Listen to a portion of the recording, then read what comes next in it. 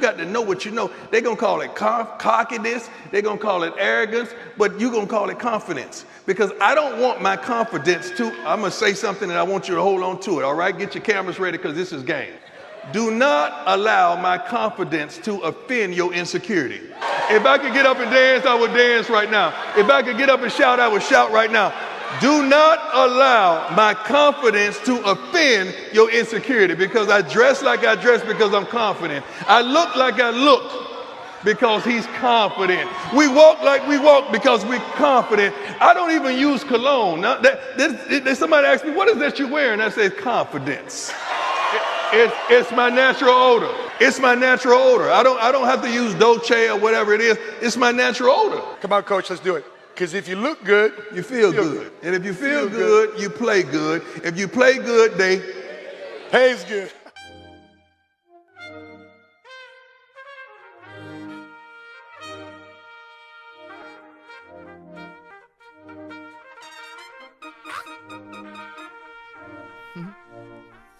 And we back live from the place to be. It's your favorite cousin Ren. That's the girl Didi. Didi, say what's up. What's up to the people? All shades, all sizes. All shades, all sizes. We back here with another installment of Set Apart Podcast. But right now, we're going to get down to the nitty gritty. Please, cue them up. What we going to say to the people today? Well, a great psalmist once said, "Oh, give me a home where the buffalo roam." Okay.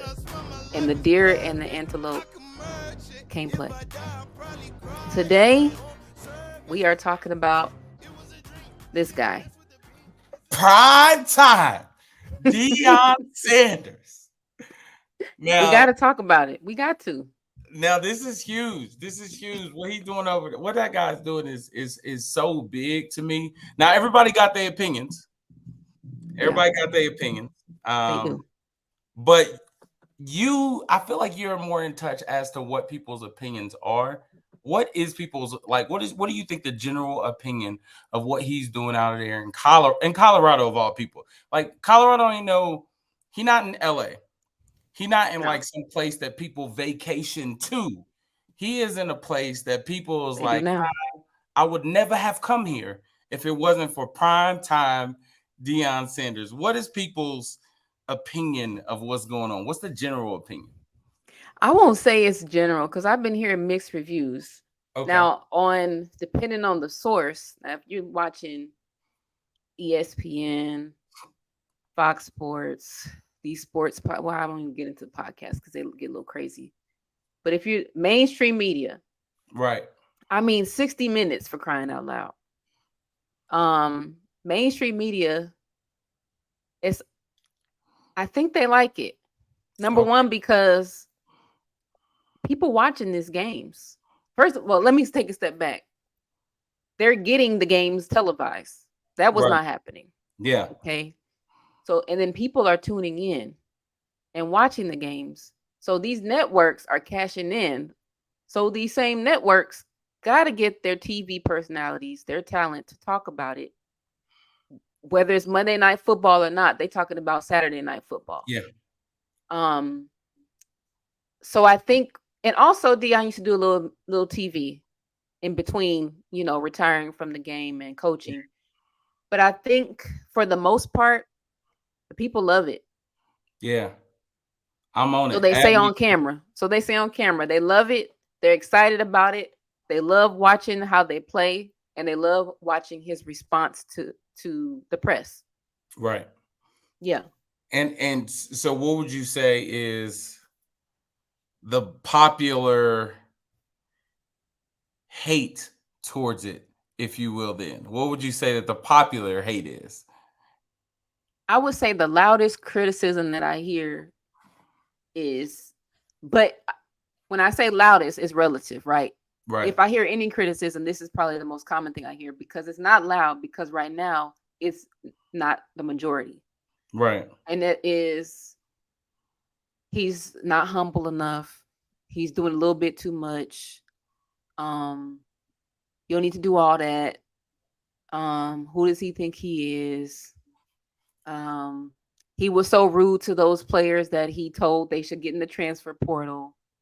Um, he shouldn't say that to those boys. They're kids, they're children. He's too harsh. He's too flashy. Why you got to have cameras everywhere? All of that kind of stuff is what I've heard. Okay, I respect that. I've heard some similar things to it. I'm just gonna say I love it. Everything about it is that I love it, and this is how it is. This man, to me, is bringing a culture and shifting a culture on its head. People who don't like it, they're gonna have something to say about it. People who think it's too flashy, they not used to it, and this is why. When you come into something which is college football, NCAA, and you try to shift and throw that mug on his head and change the culture, you got to make a big splash. Yeah. Come on, conformity of believing that, oh man, this was a job that was granted to me. So I just need to go with the flow. I just need to stay in line. And no. You're not going to change the culture. You're not going to. They were losers. And Can we just stop acting like that didn't happen? There is hundreds of coaches you can say that came and turned a program around, right? But here's the question. For probably dang near all of those programs of the coaches who came and turned it around, after they were gone, did it go back to obscurity? Yep. That's not culture changing. I'm talking about from now on, when you hear the word Colorado Buffaloes, you're going to make this a thing. Mm-hmm. This is going to be a thing. There are so many politics that's happening, not only in the world today, but also in NCAA sports in general. No matter what the ball looked like, no matter what the sport looked like, there's so much NCAA politics. And the fact that outside of the whole Colorado things, NCAA in its general core is imploding because they're putting out rules, they're putting out regulations, they're putting off all these other things. And I truly believe that most of these rules that they're biting them in the butt today was made out of short-sightedness. Yeah, this works for now. It doesn't work for the next 10 years. It doesn't work for the next 15, 20 years. Deion Sanders is taking a stand. For all of you haters, let me talk. For all you critics out there, let me put it out there. Deion Sanders is taking a stand saying no more of this crap. It's been the big SECs, and I'm an Ohio State fan, and Big Tens. It's been these big conferences, and it's been these narratives around these schools that these schools need the TV shows. These schools need the TV networks. They need the most televised games now. And I'm not even going to segue into the race part yet, but we're going to get there. Now, you got somebody who come into the boat, who come into the pool and make a huge splash and say, listen, whatever y'all say or whatever y'all do, I'm going to do me, baby. I'm going to do me. So I don't care if you think it's flashy. I don't care if you think it's not humble of me or I should sit down and shut up. No. The last 100 people that came in this mug sat down and shut up, and what happened?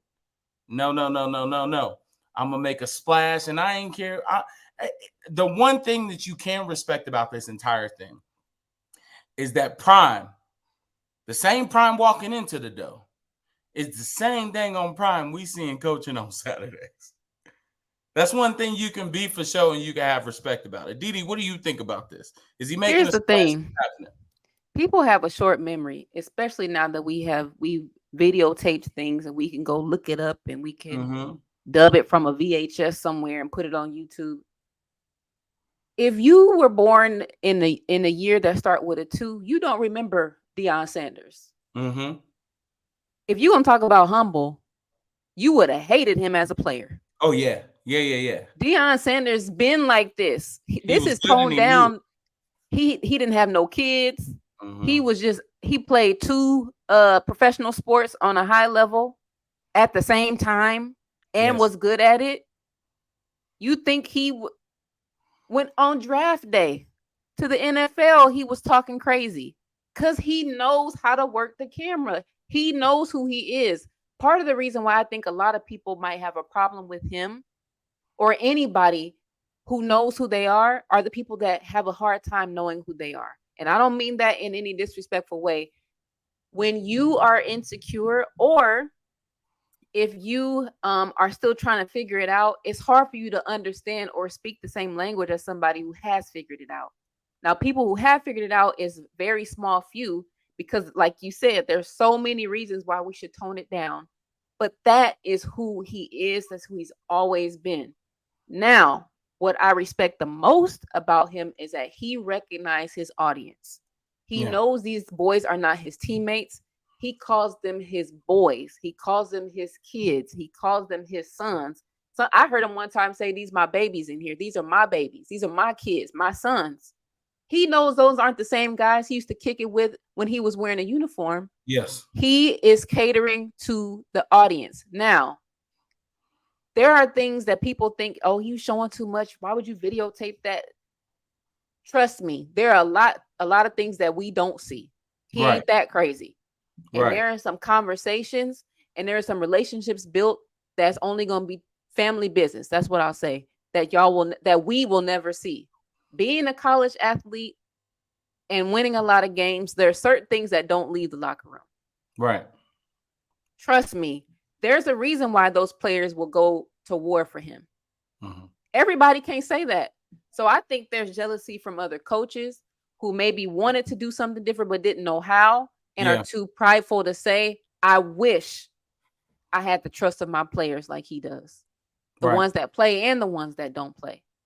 Right. And I wish I could have that influence where someone would decommit somewhere and come with me because I sat down with his grandma at dinner and I made sure that she looked me in my eyes and I gave her my word. What's up, guys? This is Ren from the Set Apart Podcast. Did you know you can interact with us and continue the conversation via our online forum? That's right. You can email us today at setapartpodcastteam@gmail.com, because this is not just a podcast. This is a movement. We're looking forward to hearing from you. It's about him knowing that, though. He has to know that. That's what I'm saying. And he had to have, this is not new. It's new to us, but this is not new. Someone had to have known, if this man says something, he's going to do it. Right. If this man tells me he's going to do this, he said, "I got a spot. If I come, I'm coming." Right. He had to have had a reputation of keeping his word. This isn't a gimmick. And I think that's where people have a problem. They want him to fail because there's no way you could do this. And so NCAA is one thing. College football is a whole nother animal. Yeah. So forget about the conference alignment. But for those young men to follow him to Boulder, Colorado. Not Denver, even. Now, no hate, guys. No hate on Boulder, Colorado. Shout out to the Boulder people, but I've been to Boulder, okay? What I'm telling you is that it's beautiful, but I ain't vacationing there. Like, that's not where we go. First of all, that's not where we go.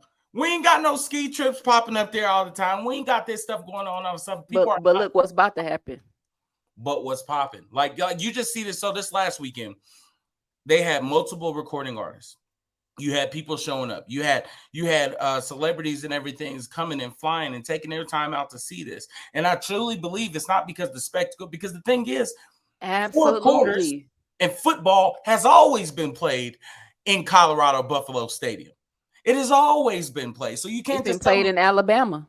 It's been played in Alabama. It's been played in all the big SEC teams. It's been played in all the big things. These USC things are happening.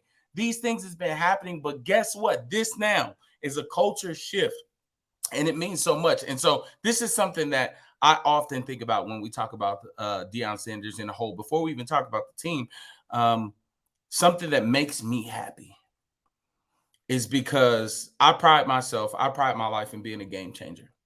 Meaning, there's a lot of people who shy away from situations, going into situations that, oh man, everybody don't look like me. Oh dang, everybody don't think the way that I think. Oh man, there's no way that I can not only be a part of this atmosphere, but then be a leader in this atmosphere, because I just don't fit the mold that thing is giving off. imagine Deion Sanders and the way that he is portrayed today and has always been portrayed, walking into so at the end of the year, for people who are not a fan or knowledgeable of college sports, you usually have coaches meetings and coaches gatherings. It's kind of a coaching function. They get together, they talk about all conference things, they talk about Senior Bowl things, they talk about all-American things. All of these things is a conversation, and many different of divisions and all this stuff calls it something different, but it's all the same thing. So imagine Deion Sanders walking into a room saying, like, listen, I know I'm about to walk up in this place and don't nobody look like me and act like me and think like me, and I'm definitely separate. And yet and still he boldly ventures into that. A lot of things has turned into a almost a fraternity type thing. Like, hey, this is the mold that you need to fit in order to be in. I respect. Hats off to you for sure, for walking into a place saying, I know that I'm being different. God made me different. God made me different. And guess what? I'm going to go in there and be me. I'm not going to mold to who you want me to be. I'm not going to mold to what everybody else, my predecessors in this job before me, has done to keep employed. Nah, man, I'm me with or without this role. But with this role, I'm going to use the platform to do some good. What you think about that, Didi? No, I agree. And that's why I said before, it's hard to understand when someone knows who they are and they don't apologize for it, because it's so uncommon. So when you see it, it comes across as brash, it comes across as loud, it comes across as harsh, too much, when it should be the opposite. It should be looked down upon when you're not being yourself because you're afraid of losing something or you're afraid of not being accepted. But it's so rare for us as people to just know, okay, first of all, it takes us a long time to figure it out, Right. who we are, because we're trying so hard, because we look for something to put our image up against and model, right? We're looking for examples, but we take examples and we think mimic. So we have a lot of carbon copies of everything. Think about music right now. Yeah. I don't know who these little whoever's is, because they all sound the same to me. They all sound the same. When there is a time where the more different you sounded, the better. Yeah. So first of all, it takes us a long time to unlearn being like someone else, because we think that if someone inspires us, that we're supposed to do what they do instead of doing things the way they do them. So we have to unlearn that. Then we have to figure out who we are. So that takes us forever. And some people never get there.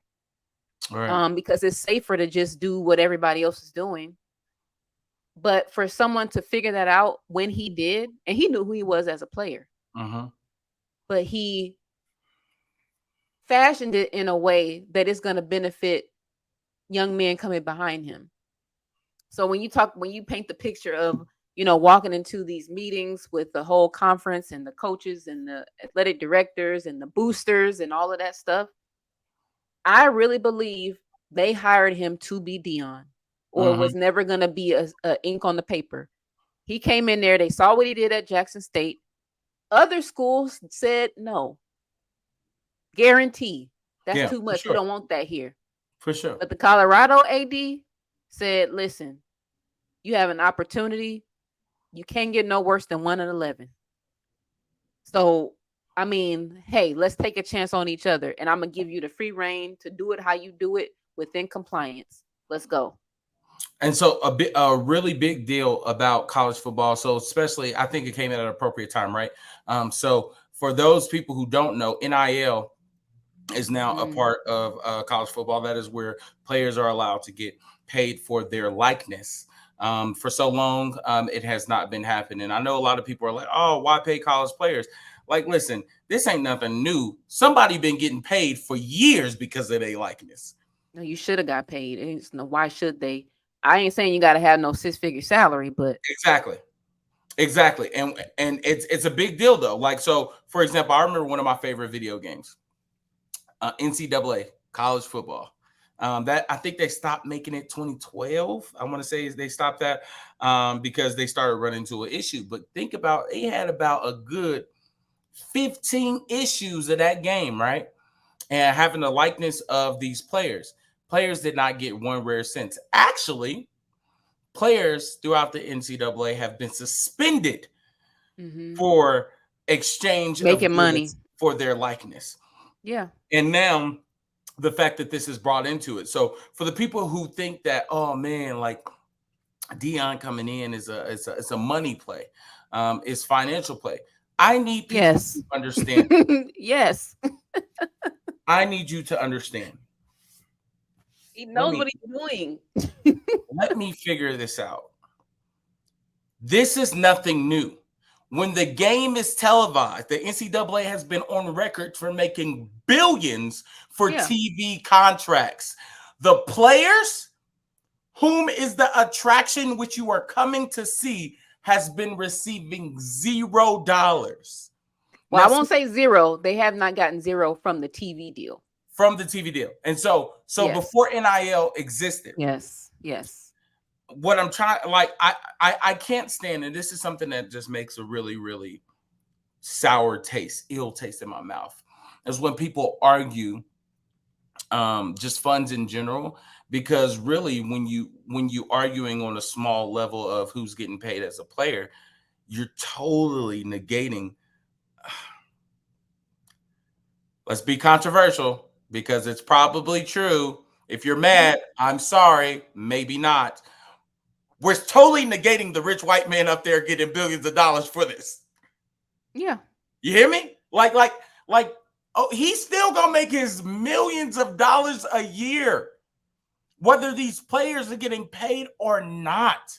Absolutely. And the crazy thing is, if you understand how TV deals work at all, the more attractive it is year by year, your TV deal money getting more and more and more and more. They got a 10-year head start on you, fam. 20 years. How long has college games been televised? At least. Oh, we probably like 50 years by now. They got it was probably only one.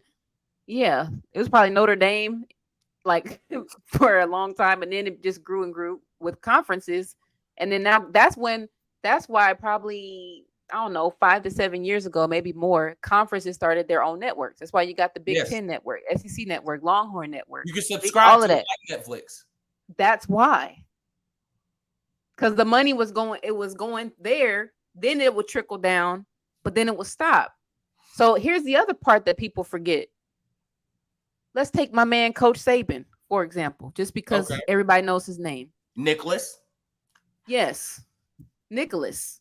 He and others like him, they get these big contracts with increase and bonus. You get to this round, bonus. You get to this bowl game, bonus. Now we have the playoff.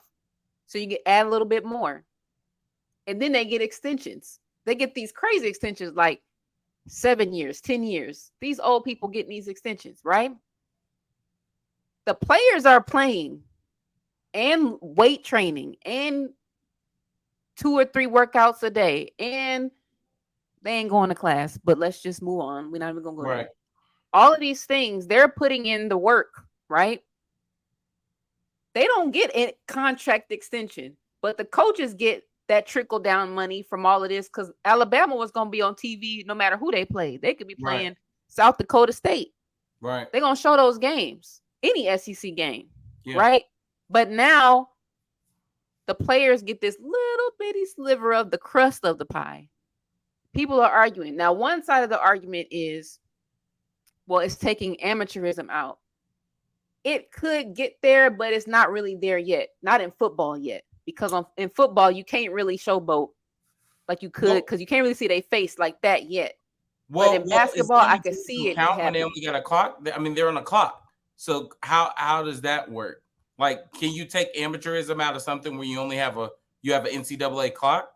No, what they're talking about is they think that it's going to affect the quality of play, the hunger of competing, because it's only an elite amount that's going to go professional. So that's where it gets muddy. That's the side of the argument. I don't think it will. Okay. Well, it depends, because there are some places where nobody on the whole roster going nowhere professional. So they just trying to eat. They trying to milk what they can. But that's what I'm saying. So back to Deion. That's what I'm saying. He knows what he's doing because he is going to get these players paid. These players, okay, let's take last game, Saturday. First of all, the game started at 9 p.m. Central. Yeah. Started. Started. Okay, that's 8 o'clock Colorado time. This game went until 1 freaking a.m. So that means ESPN, which is in Connecticut, had to stay up to do the little timeout commercials and then to recap it afterwards. 8.73 million people watched that game. That went into double overtime. That was not Alabama, was not Texas, was not Ohio State, Notre Dame, was not Michigan. Colorado versus Colorado State. Yeah. Deion Sanders knows College Game Day went to Colorado. Went to Colorado, Boulder, Colorado. Like, they knew what they were doing. He knows what he's doing because look, okay, Travis Hunter got hurt. I'm just going to recap. A major player got hurt for those who don't know. Right. And then everyone was shocked that the guy who stepped up and made big catches at the end to help them win the game was somebody they didn't hear of. But the team was not shocked. No. So now that kid's name is being talked about. That kid is going to be selling some shirts, some hashtags is going to be made for that kid Harrison. Now, Coach Sanders has now said, okay, now you get a little piece of my pie. It's all a plan.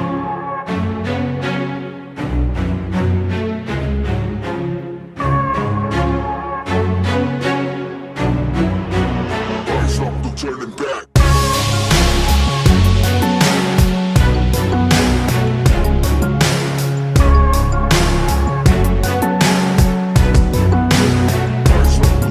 Welcome to the culture and welcome to the culture change. I know things are going to be when you don't look like everybody else, when you don't act like everybody else, when you don't fit the mold, you're going to stick out. But guess what? That's okay. It is okay. We are talking about somebody who is shifting the culture. Now, something that is really, really crazy to me. I just watched not too long ago the Atlanta Falcons documentary, and it was talking about the rise of rap as we know it, especially Southern rap, ATL more specifically. If you guys didn't know, early on in Deion Sanders' career, he was a cornerback for the Atlanta Falcons, and they were talking about how they had people on the sideline like MC Hammer, which was arguably one of the biggest artists in the world at that time. You had heavyweight champion Evander Holyfield. You had Outkast. You had so many things rising in terms of African American culture, really. But we're just going to say rap culture in this scenario. And he was a part really of a man, I want to say a culture shift in terms of it was the right time. He came at the right time. And it was something for people to hang their hats on. And the sad thing about this is that as I think about culture shifts and game changers, we don't have enough of them. That's my honest opinion is we don't have enough of them. We will rather fit the mold to get the raise than to risk causing a splash or causing waves in order to flip the thing upside down and change it. Let's take I want to take a step back, and I'm just going to ask you this question. Why do you think that is? Why do you think that naturally across the board, not saying everybody, but across the board, it is way more popular to come in and fit the mold than it is to change the culture? Because it's risky. I still go back to, if you know who you are, it's kind of hard to unknow who you are. So once, Deion mentioned, he had his mom. There was a video of his mom right after the whole talk about what the other coach said. He brought his mom to the platform, and she said, "I raised him right, and I always told him to be yourself." So whatever she was teaching him as he was growing up, he took that to heart, and he's always been himself. And so when you know who you are and you are yourself, once you get a little taste of that freedom, it's kind of hard to go back to bondage. Yeah. So it's risky. Mm. It's risky. And then sometimes when people force it when it's not really them, because not everybody's supposed to be a culture shifter. I'm just gonna say that because some people are meant to sustain what's going on. You know, so everybody can't say, well, I'm going to work and I'm gonna do that. No, sis. You gonna no. If it's not you, it's not you. Right. But the people who it is, they know who they are because Right. they've been fighting it, because it's so common. It's the same way like people say I'm the black sheep of the family, or they say different terms like that. It usually means you just the one that's a little odd. You know what I'm saying? You're the one that like, you know, you don't eat all the ribs at the barbecue. You just eat the salad. You know, you always been the one that's been a little bit off. You like country music, everybody else like blues. You know, everybody else like hip hop. You a little bit, you know, a little bit different. But when it's cultivated in you and people are pushing you and encouraging you to be that, you don't want to go back to bondage. Yeah. Another person I think about who's used that same language is Tabitha Brown. Okay. Everybody know who she is, right? She said she used to cover up her Southern accent to try to get movie roles and do all this stuff. Used to straighten her hair because somebody told her if it's too curly, then it's hard to get hired for these roles because they can't see it. They only going to see this straight, you know, all of this stuff. And she said once she decided to just be her, the world opened up to her. Right. You can't go back. When you know what real freedom is, you ain't going back. Yeah. So it's hard when you haven't tasted that yet. And it's hard to go after that freedom. So it's hard to shift the mode. Number one, because it is risky. Right. It is risky. Because if you step out there and you don't land, you have a lot to lose. Right. That's why I say if it's really you that's supposed to be doing it, then do it. Because it is risky, but I feel like for me, where I am in my life, I feel like it's more of a risk for me to deny who I am and lose sleep at night than being who I am and going for it instead of, you know, having regret like I wish I would have. I'm 60 years old talking about I had that opportunity and I should have jumped on it when I had the chance. Because I'd rather be at peace with myself knowing that I was loyal to me. Right. And that's a conversation I had recently. Oh, somebody was like, oh, you real loyal to this job. And I was like, you know, but it's time to be loyal to me. Yeah. Don't I matter in this equation? Because the company don't have my name on it. We spend our entire lives, and somebody tells me these things very often, and it's this thought, comment, way of thinking, whatever you want to call it. It sticks to my brain. We have people who are creatives. I mean, we talked about this before we even started Set Apart podcast. We have people who are creative, or they're good at what they do. They are experts in their field. You spend at this time, if your life stopped today, you spent way more time working for somebody else than you have working for yourself. Yep. And that's crazy to me. Like, think about it. We commit ourselves to 9 to 5s. Like, that's 40 hours a week. We just got enough time to eat dinner, say hi to a couple people, go to bed, to find myself right back. And do it again. And do it again. You are working yourself to the bone, breaking, bending over backwards with no boundaries for somebody else's kingdom. For somebody else's vacation. Yes, for somebody else's. Like, this person got flex play, floating holidays. Like, they getting double of what you got. And you got 30 cents. You're like, okay, I'm going to work so much harder for you, man. It's a game. It's bondage. I've been a part of corporations, and I'll never call a corporation out. I'm just saying I've been a part of many corporations that they report growth, right? It's a business thing, more of, you know, sometimes there's trading, all this other stuff. But whatever they do, they report growth. It's public numbers, so they definitely are going to report it internally. And so what's crazy is that you can find yourself in a situation where it's like you get paid X amount of dollars an hour. Oh, guys, we want to let you guys know that we reported 33% growth in the month of January. Hey, guys, we have been smashing it. We reported 66% growth. in the month of February. Going on, all these astronomical numbers. You still get paid the exact same thing that you did originally.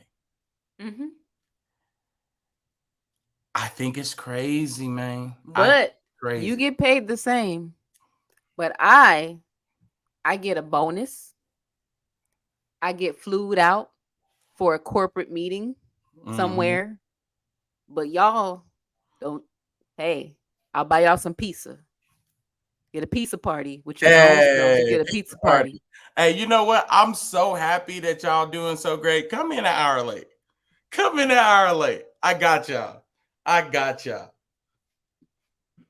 But that's the thing, because, and I'm not saying, and this is not a call to action for everybody to quit their jobs. That's not what we're saying. But there comes a time when, okay, we come from a generation, we were birthed from a generation of people who had to work because we had to prepare better for our kids coming behind us, right? Right. So think about who we come from. We come from literal slavery. Yeah. Before we were kings and queens. I don't know all the details and all that good stuff, but we weren't slaves. I know that. Not these kind of slaves. Right. Then we were captured, kidnapped, and transported, killed, all the things, diseased, all those things. We survived it, but there was a psychological bondage that stayed, that I'll never see home again. I don't know where I am, but I'm going to make the best of where I am. But it took a long time for us to get to the point where we can say, I don't want to be in bondage anymore.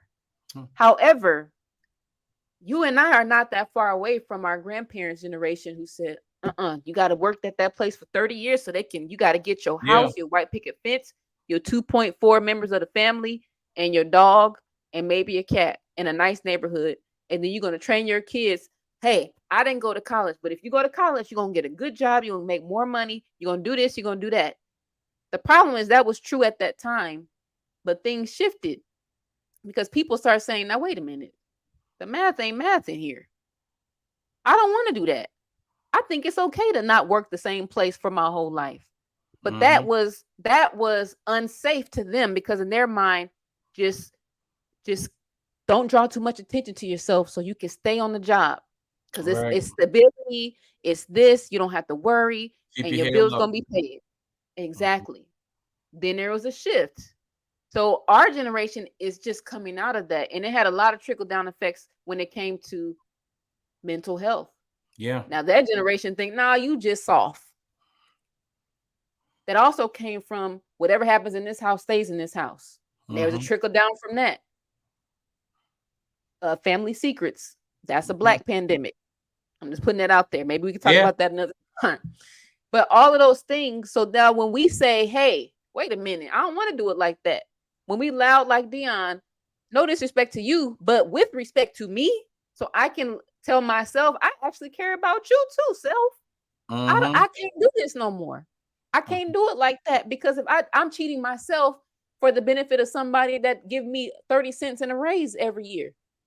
30 cents in a raise. That is not, I don't believe that that's the will of God for my life. I'm sorry. Yeah. But when you talk like that, oh, you complaining. Oh, you not humble enough.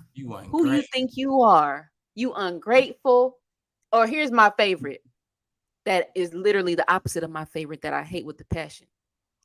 It could be worse. Yeah. Yeah. Yeah. Of course, everything could be worse, but it don't have to be. Yeah. So I'm just supposed to take life, or I'm supposed to go grab life. I'm supposed to just let life slap me around and be like, well, because you're black, because you're a woman, you know, it could be worse. Just like with my SAT scores. Well, based on your population, it ain't that bad. Yeah. No. That was good for a black kid. Where you from and your demographic and your household, and based on statistics, you a little bit better than what you was predicted to be. What is that? Yeah. I'm a child of God. Who you talking to? I'm supposed to accept parameters set by you. You can't even pronounce my first name. That's the issue. You don't even know who you're talking to. And that's the That's issue. what I'm saying. And so we find ourselves in situations, all that stuff that you just so beautifully laid out there. We find ourselves in situations where, I don't know if you remember, but months back we were talking about how we will find ourselves sitting down in an open cage and we got the key. Like, so not only now, listen, I didn't misspeak. We're sitting down in an open cage and we got the key. So not only is this mug wide open where we can just walk out, but even if this thing was closed, even if this thing was locked up, we have the key to do something, but we feel like we can't get out there and go out there. Something that I always, and this is not hashtag therapy, but everything that I always do, I'm like, man, I know that anything I put out there in the world, any place that I go that I'm a little bit different or maybe oh yeah, Ren, he a fool or whatever. I can be different from somebody else, and guess what? I am basking in that difference. Yeah. I'm basking in that difference, not because I'm like, oh man, how can I go in here and be different? But I know for a fact that God didn't wire you the same way He wired me. So we don't have the same standards. Your definition of success is not my definition of success. I'm not just going to sit up here and settle for what you tell me that the ceiling is when I know the ceiling is bigger. I know that I'm more than a conqueror. I know who I am and I know whom I am. And it's nothing that you're going to say to deviate me from that situation. And what we happen to do, and just to piggyback off what you said, what we happen to do is we settle for that security. Now let's redefine security. Right. Is it secure? Probably several things, but give me something that The viewers, whatever way you're consuming this, I want you to hear this. First, you say, what wisdom did I already give you? To me, it came at such an amazing time.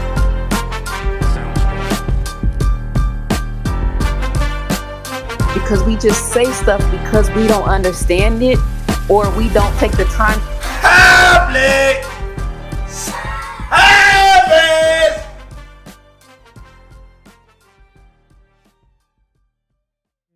Because if you defining it, it might be secure for you. A lot of us got jobs. It means the status quo is actually risky for me. Yeah. For me. And I've learned that the hard way, and I wish I knew it sooner. But for me, the status quo is a risk because I was on the brink of depression because the job that I had me stuck sitting in my seat 8 hours a day. And for someone like me who fought to get to know who they are in God, I can't go back to somebody else telling me who I am. So for once I got a little bit of taste of that, I was like, oh, wait a minute. I can't stay here. I understand the status quo. I understand that it's security. I understand that I'm getting my same W-2 and I'm just going to say, hey, let's go. Income tax. I'm sorry, but it's okay. It's more than okay for me to say, look, I chose you this time and I'm going to trust God with the rest because He's the one who gave it to me. He's the one who told me who I am. So I'm disrespectful to Him to tell Him, no, I hear you, God, but nah, I don't think you knew. I don't think you really know what you're talking about, even though you the one created me. You the one put this stuff in me.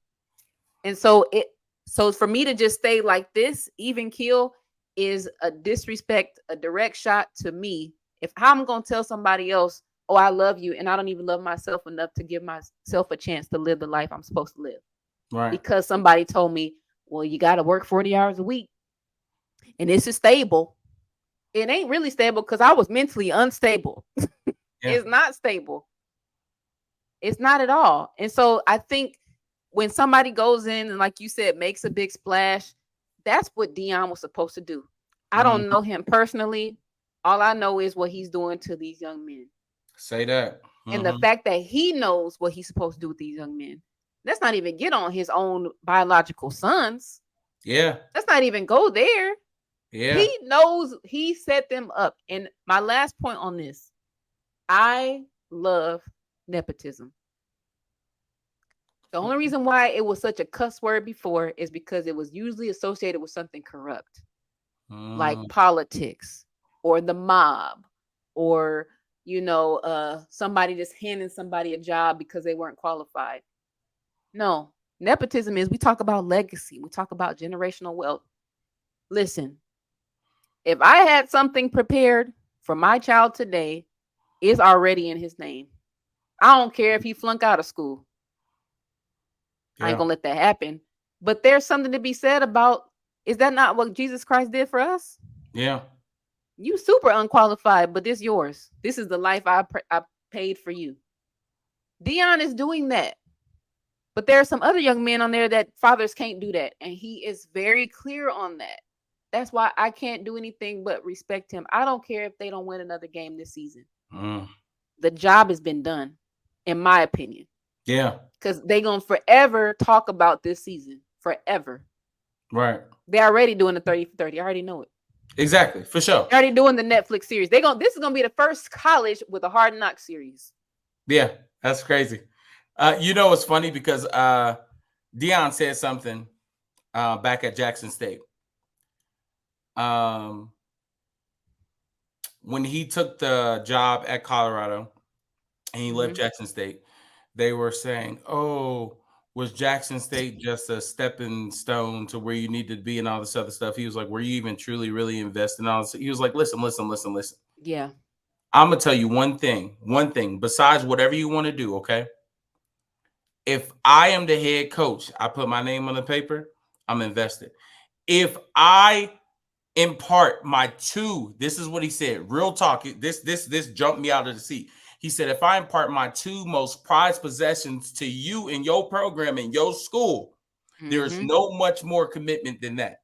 And he was talking about his two sons. Yes. Like, we are here. There's no more commitment than letting my two most prized possessions walk into this place. Like that, you don't get more committed than that. And so he gave some of his money. Exactly. Get that. And we listen. One of the biggest things, and this is something, I'm not a huge Jay-Z fan, but he said something, and it changed my mind. He says, "I'm not a businessman.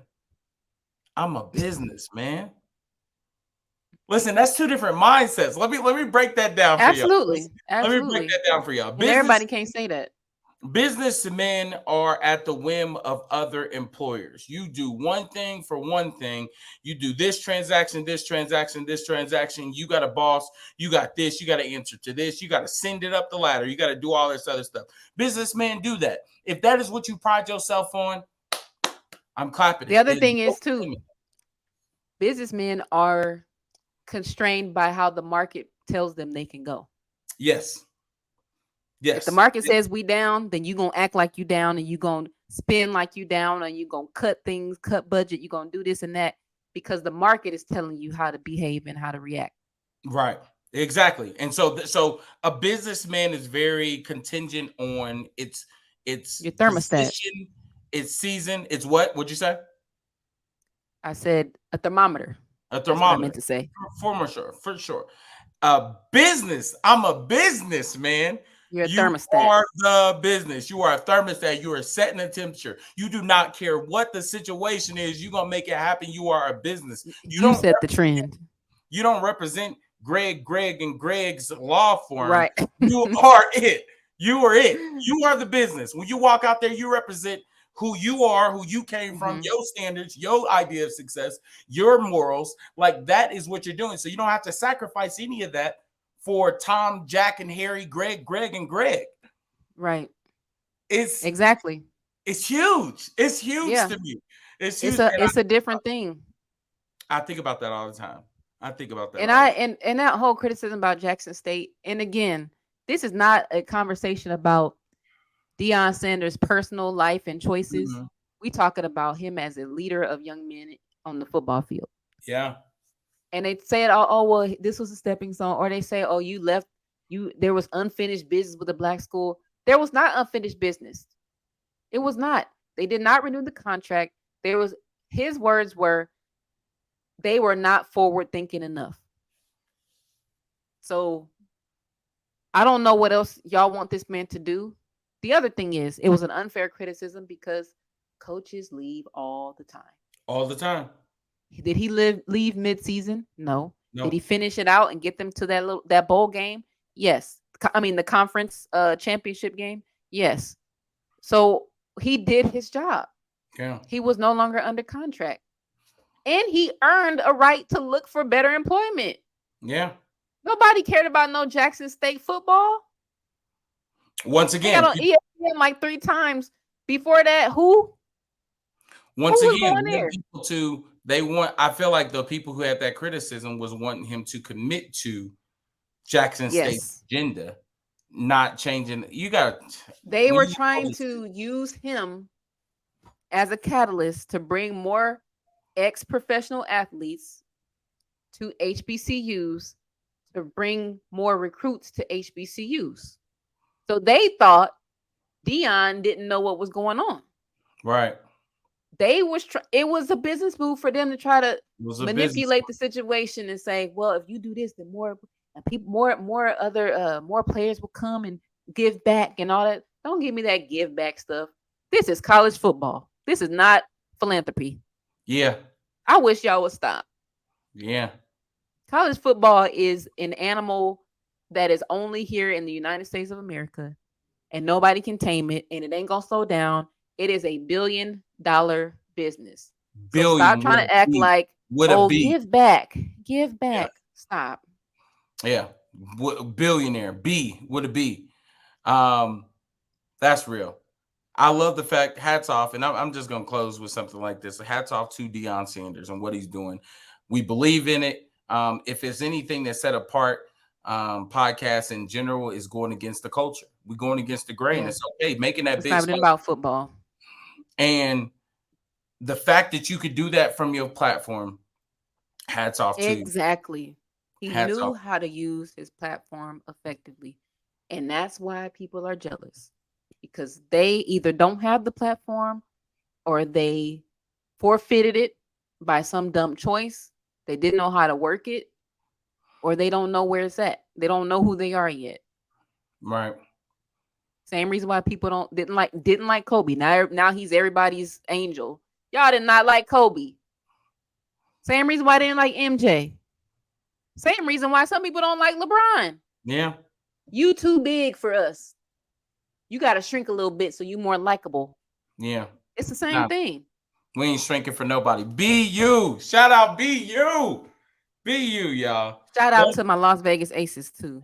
Hey, for sure. I throw that out there. Shout out to my girls. They hate because they don't like when y'all have fun and win at the same time. They doing it too. But that's how you do it. You're not going to shrink A'ja Wilson. She's not going to be quiet. She's not going to. She's the MVP. She's also the Defensive Player of the Year. I called it. I'm calling it early. But she ain't going to be quiet either. She's not going to be ladylike. She going to ball. She going to block 4 shots a game. She going to average a double-double in the playoffs.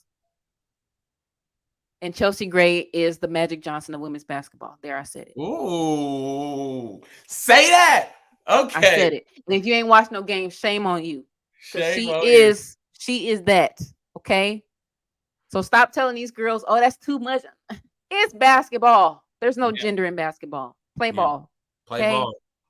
And if you win it, nobody likes winners. Let's just call it like that. Yeah. They want the underdog story of somebody who came from nothing, had once. nothing, is nothing. Yeah, that's what and gets on these documentaries and say, I just want to, I live on a farm and I just want to. Nah. Well, you know who you are? No, that's a threat. You know who you are? A threat. Hey, we're gonna end on that. Shout out to the Aces. Shout out to Deion. Be a culture. Be you. Change the culture. Make a splash. Don't let nobody ever dim your light. That's it. What you got for the people? Send them off with something, DD. I don't know. I just feel like if you ever wanted to be free, and if you ever got a glimpse of it, I don't want to get deep, but it was a sad day when Moses did all that stuff. He did all of that. I mean, my guy. First of all, I'm gonna try to keep this as short as I can. First of all, Moses was Hebrew born. Because they were killing all the Hebrew firstborn boys, his mother put him in a wicker basket and floated him. And Pharaoh's daughter found him and was so crazy about it. Pharaoh Pharaoh's daughter said, I know this is a Hebrew baby, so I must hire a Hebrew woman to nurse him. Mess around and hired Moses' mama. Ain't that some? So she got to raise her own son when she was supposed to be a slave. So she made a way. God made a way. Then this dude thought he was Egyptian, messed around, found out he wasn't, killed an Egyptian for hitting a slave. Then he had to go in as a fugitive. He had to run away, so he wasn't going to be captured. Then God said, go get my people. That's the famous line, Pharaoh, let my people go. Pharaoh's like, okay, nah, never mind. Actually, no, I'm not. Then the plagues. Then this man, Moses, God told him, put that rod in that Red Sea. The Red Sea parted. Millions of people walked through. Pharaoh and his army was chasing them. Then all of a sudden, the Red Sea said, splash on them people. They made it through. They was hungry. They was thirsty. They complained. There was nothing around. They were in the wilderness. God made manna fall from heaven. He made the quails come at their knee length. They had barbecue and biscuits. They was thirsty. God said, hit the rock. Water came out the rock. They wasn't thirsty no more. Then they got like was complaining again. Forgot to mention, they got all the gold from Pharaoh, so they wasn't broke. They just had nothing to spend it on. Then they was thirsty again. God said, speak to the rock. Moses hit the rock. He didn't listen because he got like, oh, I can do this. I know you well enough, God. Then the people turned all that stuff. I say all that to say he did all those great things, but he was almost free. He got to see the promised land, but he didn't get to go. Don't get so close to your freedom that you miss out, because once you see it, you're going to want it. You're going to taste it. Don't be like Moses and not get all the way to the finish line. Get your freedom, because once you taste it, you ain't going back. You ain't going. Once you get a little milk and honey, say that. You ain't going back to no rock water. Hey, you real. Listen, that drop the mic. We gonna have to cut her off. Drop the mic off right there. Listen, let's do it. Let's do it. That's a word right there. That's a word. And don't let nobody tell you, hey, we still got this rock water over here. Come on, you know you want some of that rock. Nah, milk and honey for me. That's a word. That's a word. Listen, we gonna end on that word. This has been the Set Apart Podcast. My name is Ren. This is the lovely Dee, and we will holler at y'all. Go out there and be a game changer. Be you. Say peace to the people. Bye, y'all. Hey, this ain't no intro. This the entree. Hit that intro with Kanye. I sound like Andre. Tryna turn my baby mama to my fiance. She like music. She from Houston. Like Auntie.